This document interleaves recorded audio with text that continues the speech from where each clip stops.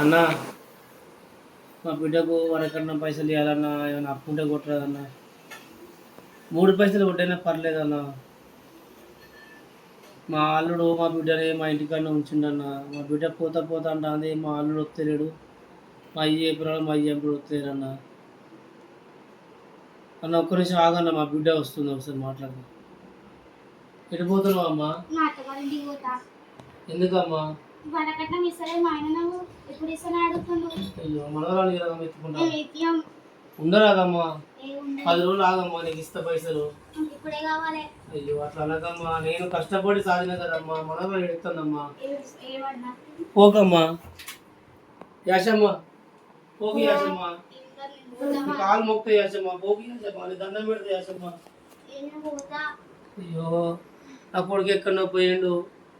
మా వాళ్ళకన్నా మరి రఘు గారి కన్నా చెప్తే వాడేనా కష్టం చేసి తెచ్చి పైసలు. ఉండమ్మా, ఎక్కువ రాత్రి ఉండరాదమ్మా. అయ్యో అమ్మా, ఎందుకు అమ్మా అట్లా చెప్తాను? నేను అల్లుతో మాట్లాడుతీ అమ్మా, అల్లుతో మాట్లాడుతీ. హలో, రేపు పొద్దున పంపితే రాదు బిడ్డని. సరే సరే. అయ్యో ఉరకట్నం అని పానం తీస్తాను. పసి పుట్టిన కాదు, నీ చేతిలో పెట్టిన కాదయ్యా. నేను కూడా ఒక భార్యను తెచ్చుకొని చేస్తాను కాదయ్యా. రేపు నీ బిడ్డను కూడా వాళ్ళకి ఇచ్చి పెళ్లి చేస్తావు కదా నాయన. సరే ఇస్తాను, మాట్లాడు. అల్లుడు ఉండంటాను బిడ్డ,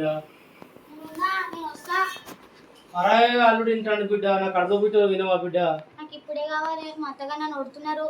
కొడుతు కదా బిడ్డ.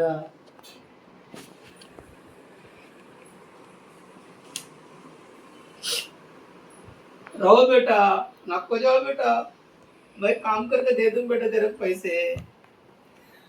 बिड्डा मनोराली बिड्डा.